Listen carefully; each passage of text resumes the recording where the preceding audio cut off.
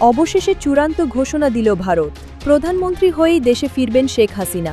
London থেকে দুঃসংবাদ পেলা বিএনপি সরকার। এদিকে তেল সংকটে প্রধানমন্ত্রী তারেক জিয়ার উপর হামলা।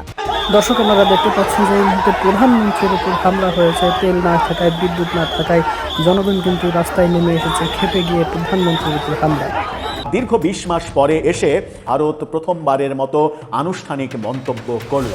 এই আনুষ্ঠানিক মন্তব্য কি ইঙ্গিত দেয়? আওয়ামী লীগ কি দ্রুতই ফিরছে? এদিকে সাবেক অন্তর্বর্তী সরকার উপদেষ্টা মাহফুজ আলম বলেছেন যে আওয়ামী লীগ সরকারের কিছু কাজ চালিয়ে নেওয়া দরকার। দর্শক, কি মনে হচ্ছে আপনাদের? ফিরবে আওয়ামী লীগ? ফিরলেও কি সেটা শিগগিরই? যখন শেখ হাসিনার প্রত্যাবর্তনের বিষয়টি সামনে আসছে, তখন কেন হাওমাও, কান্নাকাটি, গড়াগড়ি, কাঁপাকাঁপি শুরু হয়ে গেল? দেখেন, শেখ হাসিনার প্রত্যাবর্তন যে রাজকীয়ভাবে হবে, এটা একজন পাগলও জানে। একজন বিকৃত মস্তিষ্কের মানুষও খুব ভালোভাবে বলতে পারবেন যে শেখ হাসিনার প্রত্যাবর্তন হবে রাজকীয়ভাবে। আওয়ামী লীগের নিষেধাজ্ঞায় বৈশ্বিক চাপ বাড়ছে। বাংলাদেশে গণতন্ত্র ও বাক স্বাধীনতা হরণ। ব্রিটিশ পার্লামেন্টে ৮ এমপির তোলপাড় করা বক্তব্য। দর্শক, নতুন একটা নিউজ আপনাকে স্বাগতম। প্রিয় দর্শক, বাংলাদেশের যে বর্তমান রাজনৈতিক প্রেক্ষাপট এবং যে পরিস্থিতির সৃষ্টি হয়েছে, তারই আলোকে আপনাদের সামনে কয়েকটা গুরুত্বপূর্ণ খবর নিয়ে হাজির হয়েছি, যার কিছুটা অংশ বিশেষ ইতিমধ্যেই ভিডিওর শুরুতেই দেখেছেন। দর্শক, ভিডিওর শুরুটা দেখেই কিন্তু বুঝতে পেরেছেন যে আজকের নিউজটা ঠিক কতটা গুরুত্বপূর্ণ হতে চলেছে। তাই বলবো, যারা ভিডিওটি অন করেছেন, না টেনে সম্পূর্ণ নিউজটি মনোযোগ সহকারে দেখতে থাকুন, তাহলে আজকের মূল বিষয়টা বুঝতে পারবেন। তো দর্শক, আর দেরি না করে চলুন দেখে আসবো আজকে সেই কাঙ্ক্ষিত ভিডিওগুলো। তবে তার আগে বলবো, যারা এখনো চ্যানেলটি সাবস্ক্রাইব করেননি, অবশ্যই চ্যানেলটি সাবস্ক্রাইব করে পাশে থাকা বেল আইকনটি ক্লিক করে দিন। আর যারা ইতিমধ্যেই চ্যানেলটি সাবস্ক্রাইব করে রেখেছেন, তাদেরকে অসংখ্য ধন্যবাদ। তো চলুন দর্শক, ভিডিওটিতে একটি লাইক দিয়ে আমরা ধারাবাহিকভাবে সবগুলো ভিডিওর আলোচনা দেখে আসি।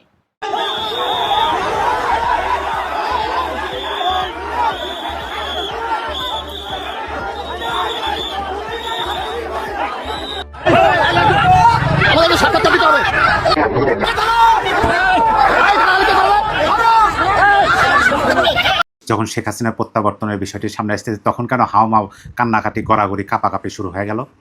দেখেন, শেখ হাসিনার প্রত্যাবর্তন যে রাজকীয়ভাবে হবে, এটা একজন পাগলও জানে। একজন বিকৃত মস্তিষ্কের মানুষও খুব ভালোভাবে বলতে পারবেন যে শেখ হাসিনার প্রত্যাবর্তন হবে রাজকীয়ভাবে। হ্যাঁ, তিনি দেশে আসবেন, এমন তো নয় যে তিনি দেশে আসবেন মানে জাস্ট আমরা শুধু খবরটা পাবো যে তিনি দেশে আসছেন, গ্রেপ্তার হয়েছেন, কারাগারে আছেন, এরকম তো নয়। তিনি যখন আসবেন, বাংলাদেশে একটা কম্পন সৃষ্টি হবে। আমি ভূমিকম্প শব্দটা বললাম না, ভূমি কেন, আকাশ বাতাস গাছপালা সকল কিছু কম্পিত হবে। এই কম্পন সেই কম্পন না, মানুষের হৃদয়ে কিন্তু কম্পন ওঠে। একটা হচ্ছে খুবই ভালো সংবাদ, সুসংবাদ যখন আসে তখন কম্পন ওঠে, আর একটা হলো ভয়ে কম্পন ওঠে। শেখ হাসিনা প্রত্যাবর্তন বা শেখ হাসিনা দেশে আসার বিষয়ে এই কথাগুলো শুনে অনেকেরই কিন্তু কম্পন উঠতেছে, কারো ভালো লাগার দিক দিয়ে, কারো ভয়ের কম্পন। আমি আজকে আপনাদেরকে যে নিউজটি জানাতে যাচ্ছি, সেই নিউজটি জানার পরে আপনিও নিঃসন্দেহে বলবেন শেখ হাসিনা প্রত্যাবর্তন হবে রাজকীয় প্রত্যাবর্তন। হ্যাঁ, এই কথা বলতে পারেন, সেটা কি ভারত নির্ধারণ করে দেবে? বাংলাদেশের রাজনৈতিক ময়দানকে এরকম একটা পরিবেশ পরিস্থিতি ভারতই তৈরি করে দেবে? না, ভারত তৈরি করে দেবে না। ভারত তাদের লোক পাঠিয়ে বাংলাদেশে মিছিল করিয়ে রাজপথ দখল করে আওয়ামী লীগকে প্রত্যাবর্তন করাবে না, বাংলাদেশের মানুষই করাবো, সেই প্রমাণটাও আপনাদেরকে দেব। তার আগে ভারত কি বলছে, ভারত যে সাফ জানিয়ে দিয়েছে, সেই বিষয়টা আপনাদেরকে আমরা অবগত করে আপনাদের সামনে উপস্থাপন করি।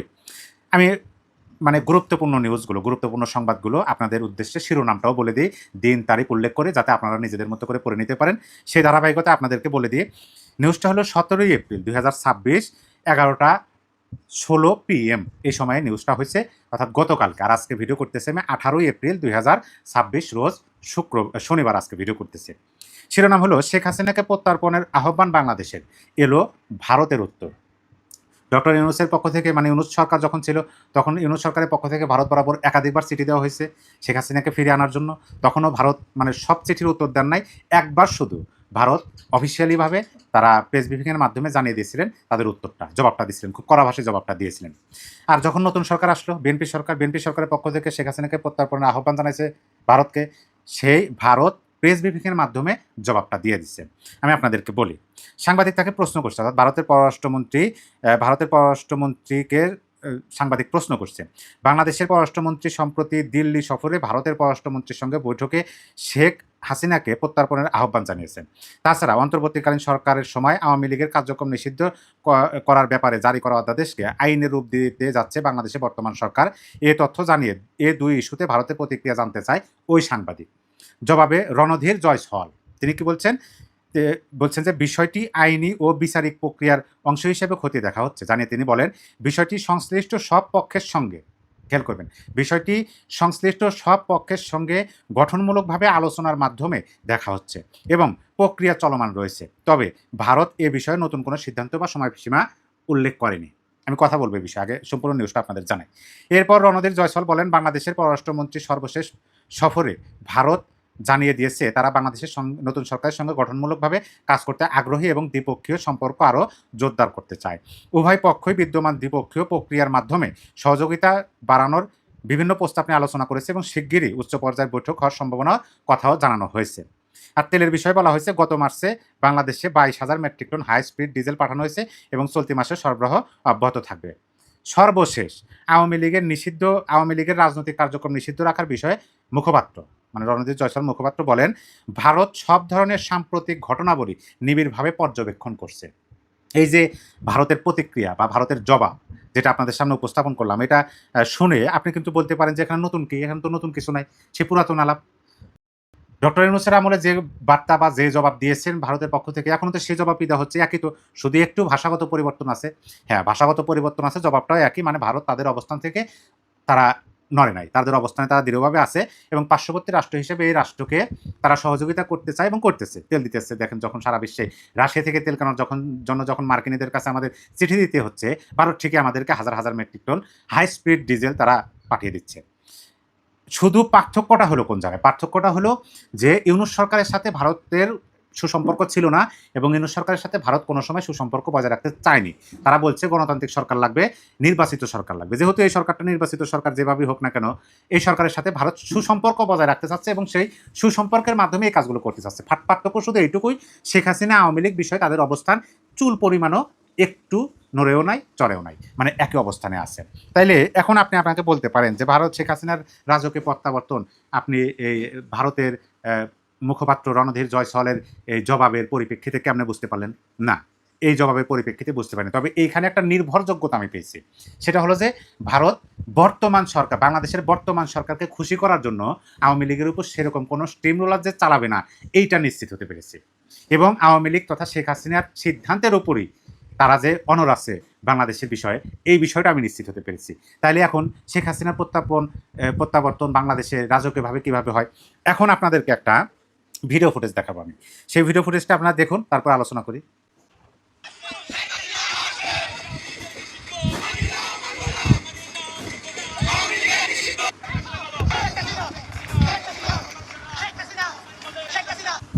এই যে একটা মিছিল দেখালাম আপনাদেরকে, এই মিছিলটা কবেকার? গতকালকের মিছিল।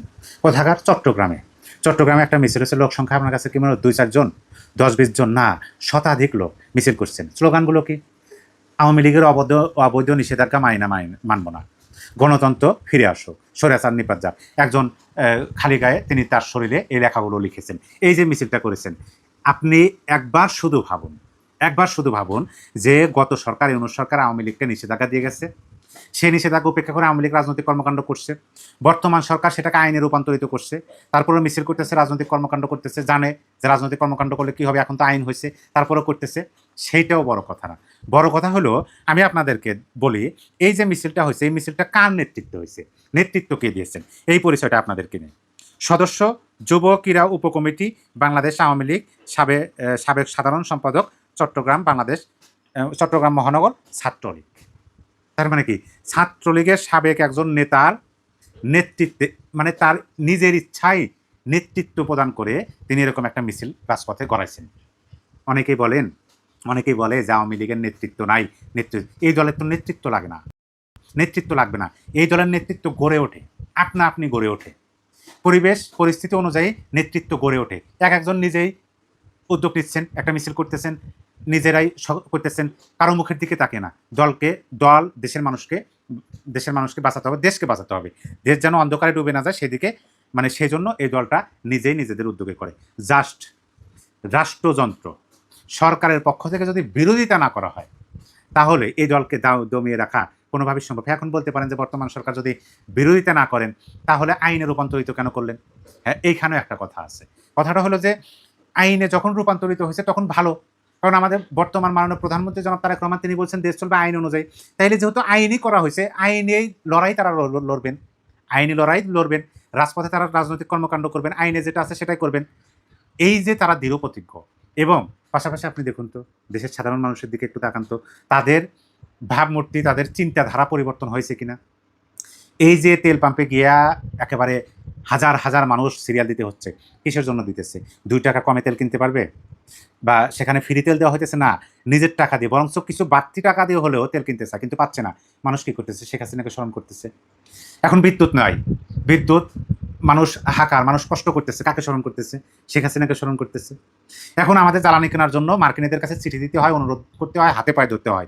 মানুষ কাকে স্মরণ করতেছে? শেখ হাসিনাকে স্মরণ করতেছে।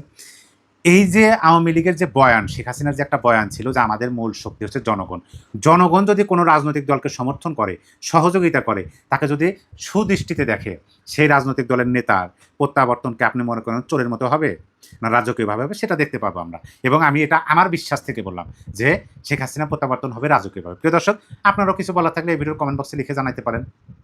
ভারত তো এখানে এসে কিছু করে দেবে না, অনেকে বলে ভারত তো করে দেবে না, যা করার করতে তো হবে, স্পেস তো পাইতে হবে।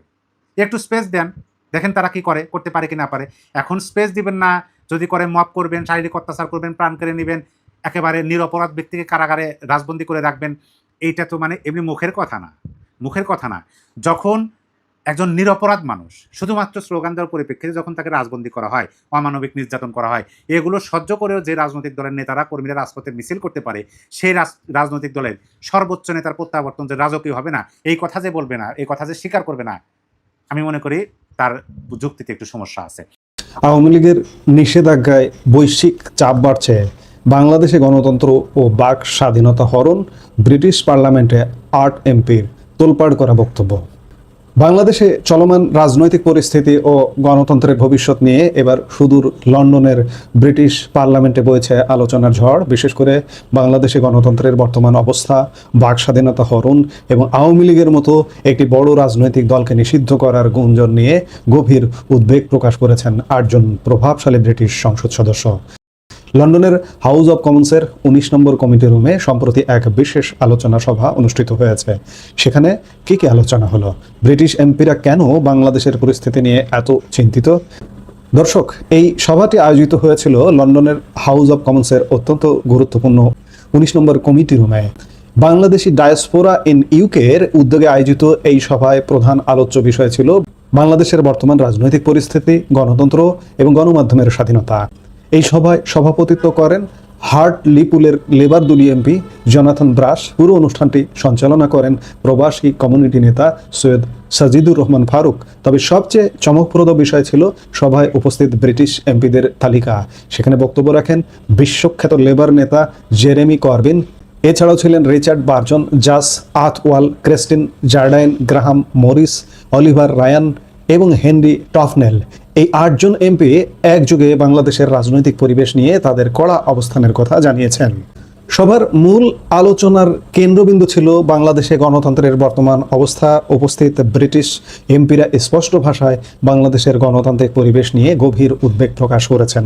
সবচেয়ে গুরুত্বপূর্ণ বক্তব্য ছিল রাজনৈতিক দল নিষিদ্ধ করা প্রসঙ্গে। এমপিরা স্পষ্ট বলেছেন, একটি প্রকৃত গণতান্ত্রিক রাষ্ট্রে কোনো রাজনৈতিক দলকে নিষিদ্ধ করা বা তাদের স্বাভাবিক কার্যক্রম বাধাগ্রস্ত করা কখনোই কাম্য নয়। আওয়ামী লীগের পক্ষ থেকে জানানো হয়েছে যে ব্রিটিশ এমপিরা এই সভার মাধ্যমে একটি কড়া বার্তা দিতে চেয়েছেন। তাদের মতে একটি কার্যকর গণতন্ত্রে সকল দল ও মতের মানুষের স্বাধীনভাবে মত প্রকাশের পূর্ণ অধিকার থাকতে হবে। কোনো নির্দিষ্ট দলকে টার্গেট করে বা রাজনৈতিক প্রতিহিংসার বশবর্তী হয়ে তাদের সাংগঠনিক কার্যক্রম বন্ধ করে দেওয়া গণতন্ত্রের মূল চেতনার পরিপন্থী। এমপিরা জোর দিয়ে বলেছেন, বাংলাদেশে এই মুহূর্তে রাজনৈতিক প্রতিহিংসা বন্ধ হওয়া প্রয়োজন। নেতাকর্মীদের নির্বিচারে গ্রেপ্তার এবং নির্যাতনের যে অভিযোগ উঠছে তা অবিলম্বে বন্ধের আহ্বান জানিয়েছেন এই ব্রিটিশ আইন প্রণেতারা। দর্শক, গণতন্ত্রের চতুর্থ স্তম্ভ বলা হয় গণমাধ্যমকে। ব্রিটিশ এমপিদের এই সভায় বাংলাদেশের গণমাধ্যমের স্বাধীনতার বিষয়টি অত্যন্ত গুরুত্বের সঙ্গে আলোচিত হয়েছে। উপস্থিত এমপিরা একমত হয়েছেন যে একটি দেশে যদি সাংবাদিকরা স্বাধীনভাবে কাজ করতে না পারেন, তবে সেই দেশকে কোনোভাবেই গণতান্ত্রিক বলা যায় না। তারা দুঃখ প্রকাশ করে বলেছেন, বাংলাদেশে সাংবাদিকদের গ্রেপ্তার করা বা তাদের উপর শারীরিক ও মানসিক নির্যাতন চালানোর ঘটনাগুলো কোনোভাবেই মেনে নেওয়া যায় না। সরকারের দায়িত্ব হলো সংবাদকর্মীদের জন্য একটি ভয়হীন পরিবেশ নিশ্চিত করা, যাতে তারা সত্য প্রকাশে কুণ্ঠাবোধ না করেন। ব্রিটিশ পার্লামেন্টে বাংলাদেশি সাংবাদিকদের সুরক্ষা নিয়ে এই ধরনের উদ্বেগ আন্তর্জাতিক মহলে বাংলাদেশের ভাবমূর্তির জন্য এক বড় সতর্কতা। সবার শেষ পর্যায়ে বক্তারা প্রবাসী বাংলাদেশিদের এই উদ্যোগকে ভূয়সী প্রশংসা করেন। বাংলাদেশি ডায়াসপোরা ইন ইউকে যেভাবে বাংলাদেশের মানুষের অধিকার আদায়ের জন্য ব্রিটিশ পার্লামেন্টে আওয়াজ তুলেছে তাকে স্বাগত জানিয়েছেন এমপিরা। আওয়ামী লীগের পক্ষ থেকে জানানো হয় এই ব্রিটিশ এমপিরা প্রতিশ্রুতি দিয়েছেন বাংলাদেশের মানুষের গণতান্ত্রিক অধিকার রক্ষায় আন্তর্জাতিক পর্যায়ে জনমত তৈরিতে তারা সব সময় পাশে থাকবেন। অর্থাৎ বাংলাদেশের অভ্যন্তরীণ রাজনীতি এখন আর শুধু দেশের সীমানায় সীমাবদ্ধ নেই, এটি এখন বিশ্ব রাজনীতির টেবিলে আলোচনার বিষয় হয়ে দাঁড়িয়েছে। দর্শক, ব্রিটিশ এমপিদের এই বক্তব্য এবং উদ্বেগ বাংলাদেশের বর্তমান সরকারের জন্য একটি বড় ধরনের রাজনৈতিক চ্যালেঞ্জ হিসেবে দেখা দিচ্ছে। বাক স্বাধীনতা, দলগুলোর রাজনৈতিক অধিকার এবং সংবাদপত্রের স্বাধীনতা, এই তিনটি স্তম্ভ যদি নড়বড়ে হয়ে যায় তবে গণতন্ত্র বিপন্ন হবে। ব্রিটিশ পার্লামেন্টের এই ৮ এমপির সুর এখন বিশ্ববাসীর কাছে কী বার্তা দিচ্ছে সেটিই দেখার বিষয়। আপনারা কি মনে করেন বাংলাদেশের রাজনৈতিক দল নিষিদ্ধের চিন্তা বা বাক স্বাধীনতার এই পরিস্থিতি নিয়ে আপনাদের মতামত নিচে কমেন্ট বক্সে অবশ্যই জানাবেন।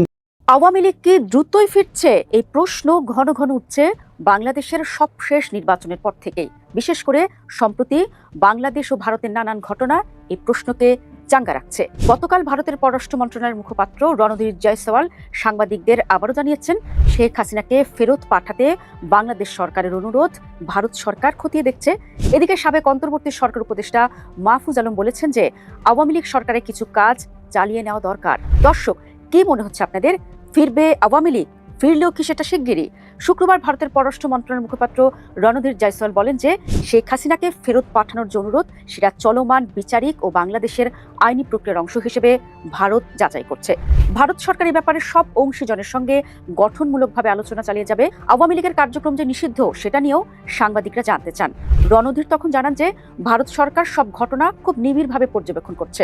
শেখ হাসিনা ও আওয়ামী লীগ নিয়ে এর বেশি কিছু বলেননি ভারতের পররাষ্ট্র মন্ত্রণালয়ের মুখপাত্র। তবে এ ধরনের মন্তব্য রণধীর জয়সওয়াল প্রায় বলেন যখন এসব নিয়ে তাকে জিজ্ঞেস করা হয়। শেখ হাসিনাকে ফেরত পাঠাতে প্রথম অনুরোধ জানায় সাবেক অন্তর্বর্তী সরকার এবং কয়েকবার অনুরোধ জানায়, তখনও একই ধরনের জবাব দেয় ভারত সরকার। আপনারা নিশ্চয়ই জানেন দর্শক, ২৪-এর গণঅভ্যুত্থানের পর থেকে ভারতের আশ্রিত রয়েছেন বাংলাদেশের সাবেক প্রধানমন্ত্রী শেখ হাসিনা এবং অন্তর্বর্তী সরকারের পুরোটা সময় ভারতের সঙ্গে বাংলাদেশের সম্পর্কের সেতু ভেঙে পড়ার জোগাড় হয়। তবে বাংলাদেশের সবশেষ জাতীয় সংসদ নির্বাচনে জিতে বিএনপি ক্ষমতায় আসার পর থেকে ভারতের সঙ্গে এই ভাঙা সেতু মেরামতের উদ্যোগ দেখা যায়। বাংলাদেশের বর্তমান সংসদের বিরোধী দলগুলো সহ বিভিন্ন মহলের অভিযোগ, বিএনপি সরকার ও ভারত মিলে আওয়ামী লীগের পুনর্বাসন করতে চাইছে। এক্ষেত্রে বিএনপি ও ভারত সরকার উভয় বলছে উভয় দেশ গঠনমূলকভাবে যুক্ত হতে এবং দ্বিপক্ষীয় সম্পর্ক আরও জোরদার করতে আগ্রহী। দ্বিপক্ষীয় কাঠামোর মাধ্যমে অংশীদারিত্ব আরও গভীর করার প্রস্তাবগুলো উভয় পক্ষই খতিয়ে দেখতে রাজি হয়েছে। একই সঙ্গে উভয় পক্ষ পারস্পরিক স্বার্থভিত্তিক আঞ্চলিক ও বৈশ্বিক ব্যাপারে মত বিনিময় চালিয়ে যাচ্ছে। খুব ভালো করে খেয়াল করুন দর্শক, সম্প্রতি ভারতের পররাষ্ট্রমন্ত্রী এস জয়শঙ্করের সঙ্গে নয়াদিল্লিতে বৈঠক করেন বাংলাদেশের পররাষ্ট্রমন্ত্রী খলিলুর রহমান। খলিলুর রহমান সাবেক অন্তর্বর্তী সরকারের জাতীয় নিরাপত্তা উপদেষ্টাও ছিলেন। গণমাধ্যমগুলি বলেছে ওই বৈঠকে দুই দেশের সম্পর্ক উন্নয়ন নিয়ে বেশি কথা হয়েছে। বিশ্লেষকদের মতে শেখ হাসিনার প্রত্যাবর্তন ও আওয়ামী লীগের রাজনীতি নিয়েও কথা হওয়াটা স্বাভাবিক। এদিকে কি হয়েছে জানেন? সাবেক অন্তর্বর্তী সরকার উপদেষ্টা মাহফুজ আলম তার ফেসবুক পোস্টে লিখেছেন যে ঢাকা কেন্দ্রীয় কারাগার এলাকায় পার্ক বা জাদুঘর করার আগে সেখানে প্রত্নতাত্ত্বিক অনুসন্ধান করা জরুরি। আওয়ামী লীগ সরকার আমলে কিছু কাজ শুরু হয়েছিল, সেটা চালিয়ে নেওয়া দরকার। কি দর্শক, এবার কি মনে হচ্ছে? একেবারে সম্প্রতি আওয়ামী লীগ সরকারের স্পিকার শিরীন শারমিনকে গ্রেফতারের পর কয়েকদিনের মধ্যে জামিন দেওয়া হয়। এখনো এই নিয়ে এমন কথা উঠছে যে আওয়ামী লীগকে পরিশুদ্ধভাবে রাজনীতিতে ফেরাতে বর্তমান সরকার মরিয়া, যার পেছনে আছে ভারত। সুতরাং গণঅভ্যুত্থানে উচ্ছেদ হওয়া আওয়ামী লীগ, যার নেতৃত্বে এখনো আছেন শেখ হাসিনা, তাদের ফিরে আসার খবরটা বাংলাদেশের রাজনীতির জন্য ইন্টারেস্টিং খবর। এর বিরাট প্রভাব রয়েছে আঞ্চলিক ও আন্তর্জাতিক রাজনীতিতেও। তো দর্শক, দেখলেন আজকের সবগুলো ভিডিও। আর এই ভিডিওগুলো সম্পর্কিত যদি কোনো তথ্য বা মতামত থাকে তাহলে তো অবশ্যই কমেন্ট করে জানিয়ে দিন। এতক্ষণ সাথে থাকার জন্য ধন্যবাদ। নিউজটি শেষ করছে এখানেই, ফিরছে আগামী ভিডিওতে নতুন কোনো টপিক নিয়ে। আল্লাহ হাফেজ।